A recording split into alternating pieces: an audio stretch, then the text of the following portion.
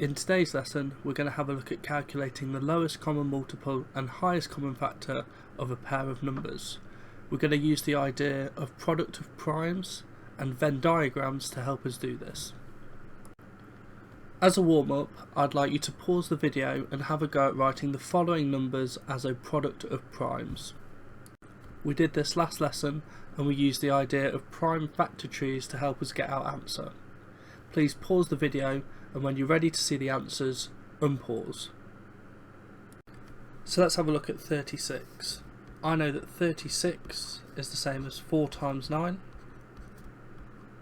Neither 4 or 9 is prime, so 4 I can split up into 2 times 2, and 9 I can split up into 3 times 3. I know that 2 is prime, and I know that 3 is prime, so therefore I've finished. This means that as a product of primes I can write 36 as 2 times 2 times 3 times 3. If I was asked to write that in index form, that's the same as 2 squared times by 3 squared. For part B, we have 60, and I know that 60 can be written as 6 times by 10. Neither of these are prime, so 6 I can split up into 2 times 3, and 10 I can split up into 2 times 5. 2 is prime, 3 is prime, and so is 5. So as a product of primes I can say that 60 is 2 times 2 times 3 times 5. Or if I was asked to write this in index form, that's 2 squared times 3 times by 5. So, how can we use all of this to help us work out the lowest common multiple and highest common factor of two numbers? In our example, we're asked to do this for 36 and 60.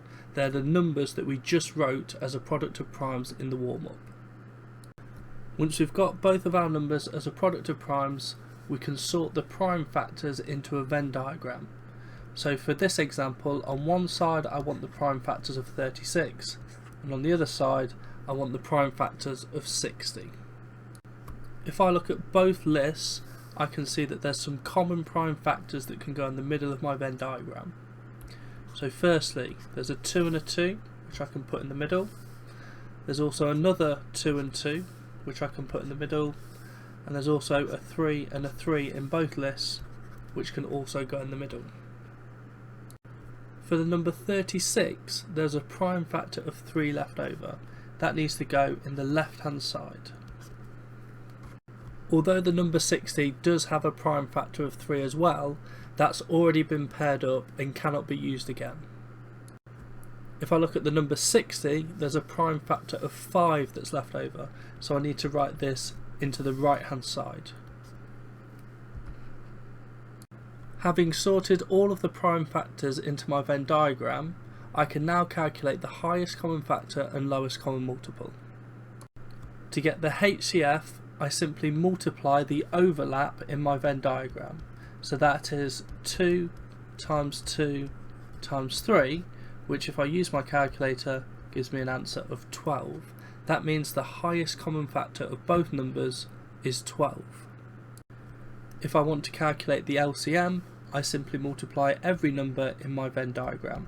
So that is 3 times 2 times 2 times 3 times 5, which again, using my calculator, gives me an answer of 180. That means that the lowest common multiple of both of my numbers is 180. We can use the same idea in the second example to work out the HCF and LCM of 52 and 780. I've already written both of these numbers as a product of primes. However, if this wasn't done, you'd have to do that to start off with. Let's start off by saying the left hand side of my Venn diagram is going to be for the prime factors of 52, and the right hand side is for the prime factors of 780. Comparing both lists, I can see that there's a common prime factor of 2 that appears in both. That can go in the middle. There's another 2 that appears in both, so I can put that in the middle. And there's also a 13 that appears in both lists, so that can also go in the middle. Looking at the number 52, I've used up all of its prime factors, which means nothing needs to go into the left hand side of my Venn diagram. For 780, I have 3 and 5 which are left over, so they both need to go into the right hand side. As we did before, to find the HCF, I simply need to multiply the overlap of what's in the Venn diagram. So that is 2 times 2 times 13. And if I use my calculator, that gives me an answer of 52. That means the biggest number that divides exactly into 52 and 780 without a remainder is 52. Again, to calculate the LCM, I need to multiply everything in my Venn diagram. So that is 2 times 2 times 13 times 3 times 5. And using my calculator, that gives me an answer of 780. That means the lowest common multiple of 52 and 780 is 780. This result might seem a little bit odd initially. However, 52 is a factor of 780, which therefore makes sense that the HCF is 52, and therefore the LCM must be 780. So, your task for today is to find the HCF and LCM of the 9 questions that are on the worksheet attached to Show My Homework. For each question, the numbers have been written as a product of primes to help you out. You should use this and your Venn diagrams to calculate your answers. Please make sure you show all of your working out, and once you've done, check your answers against those that are on Show My Homework. When you're happy, submit a picture of your work so I can see how you've got on.